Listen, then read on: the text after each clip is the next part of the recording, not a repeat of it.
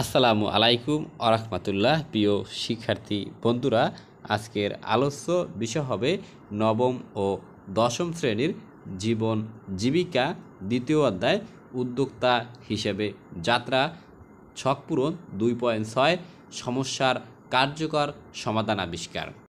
এই ছকটা মূলত আমরা পূরণ করব। তাহলে দেখো, প্রথমে আছে যে সমস্যার বিবরণ।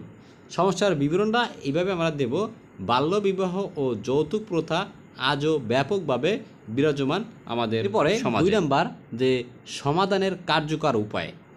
তাহলে সমাধান কার্যকর উপায় হলো যে বাল্যবিবাহ ও যৌতুক প্রথা সমস্যাটি সমাধানের সবচেয়ে কার্যকরী উপায় হচ্ছে এর কুফল সম্পর্কে সবাইকে অবগত করা। অর্থাৎ এই যে বাল্যবিবাহর যে একটা খারাপ দিক বলতে পারো বা কুফল আছে, এইটা সম্পর্কে সবাইকে জানানো আর কি। এরপরেরটা যে এটি কার্যকর সমাধান বলে ভাবছি কেন। দেখো, বাল্যবিবাহ ও যৌতুক প্রথা কুফল সম্পর্কে সবাইকে অবগত করার মাধ্যমে এই সমস্যাটির ঝুঁকিপূর্ণ এবং ভয়াবহ পরিণতি সম্পর্কে সকলকে সচেতন করা যায়। যেহেতু তোমরা একটু চাইলে বাড়িয়েও দিতে পারো, যেহেতু প্রশ্নটা এভাবে যে এটি কার্যকর সমাধান বলে ভাবছি কেন। কার্যকর কেন ভাবছি কি, এটা মানুষের মাথায় অতিরিক্ত ছড়াইয়ে গেছে বেশি, এবং এর কারণে অনেক মানুষ বা অনেক পরিবার ক্ষতিগ্রস্ত হয়। এজন্য এটা খুবই গুরুত্ব সহকারে নিয়ে আমরা এই সমস্যা সমাধানটা সারতে চাই বা এই ভয়াবহ পরিণতি থেকে আমরা বেরিয়ে আসতে চাই।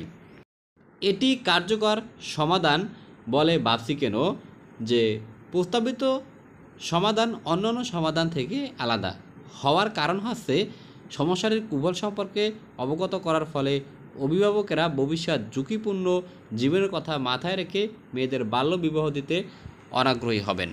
এই বাল্যবিবাহ দেওয়ার অনেক তোমার কুফল আছে, এবং এই কুফল সম্পর্কে আমরা আমাদের পরিবার বা অভিভাবক তারা যদি এই সম্পর্কে জানেন বা অবগত হন, তাহলে তারা এই সব ঝুঁকি থেকে বিরত থাকবে।